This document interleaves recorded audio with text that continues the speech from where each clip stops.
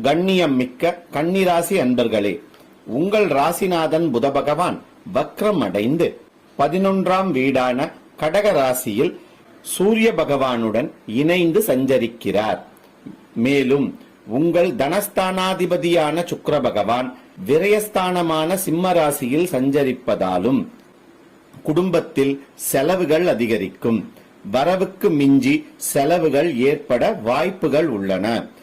அனாவசிய செலவுகளை செய்வதை தவிர்ப்பது இந்த காலகட்டத்திற்கு ஏற்றதாகும். தந்தை மற்றும் தந்தை வழி உறவினர்களால் விரயம் ஏற்படும்.